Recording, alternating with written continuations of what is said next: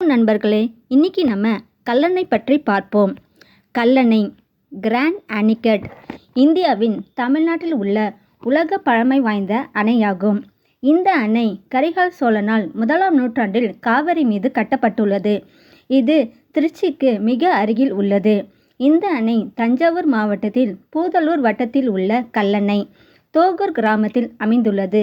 திருச்சியில் அகண்ட காவிரி என அறியப்படும் காவிரி ஆறு முக்கொம்பில் வடபுறமாக கொள்ளிடம், தென்புறமாக காவேரி என இரண்டாக பிரிகிறது. இந்த அணை கரிகால சோழ மன்னனால் 1ஆம் நூற்றாண்டில் கட்டப்பட்டது.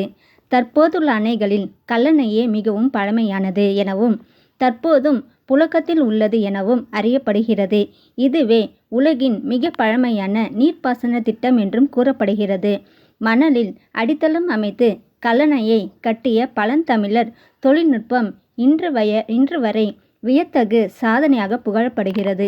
கரிகால சோழன் காவிரியில் அடிக்கடி பெருவெள்ளம் வந்து மக்கள் துயரப்பட்டதைக் கண்டு அதை தடுக்க காவிரியில் ஒரு பெரிய அணையை கட்ட முடிவெடுத்தான். ஒரு நொடிக்கு 2 லட்சம் கனநீர் பாயும் காவிரியின் தண்ணீர் மேல் அணை கட்டுவதற்கும் ஒரு வழியை கண்டுபிடித்தார்கள் தமிழர்கள்.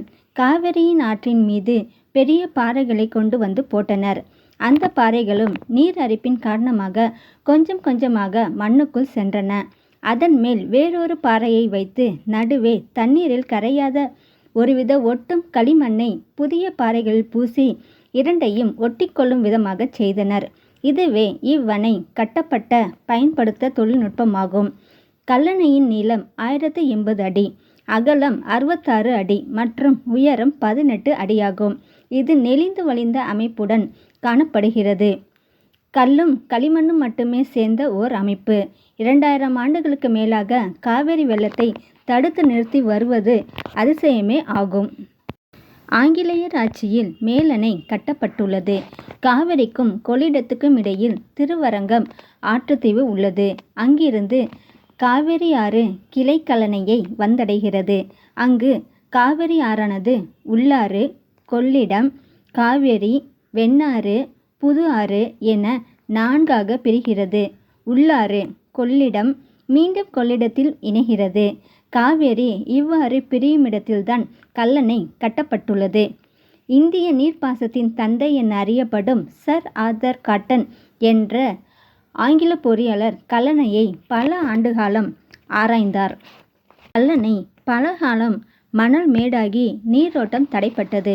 ஒருங்கிணைந்த தஞ்சை மாவட்டம் தொடர்ச்சியாக வெள்ளத்தாலும் வறட்சியாலும் வளமை குன்றியது.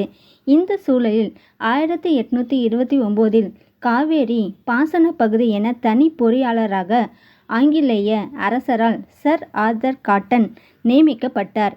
இவர்தான் பயனற்ற இருந்த கல்லணையில் தைரியமாக சிறு சிறு பகுதியாய் பிரித்து எடுத்து மணல் போக்கிகளை அமைத்தார்.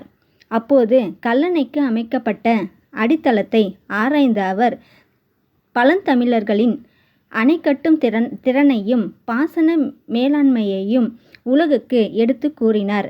கல்லணைக்கு கிராண்ட் அணைக்கட் என்ற பெயரும் சூட்டினார்.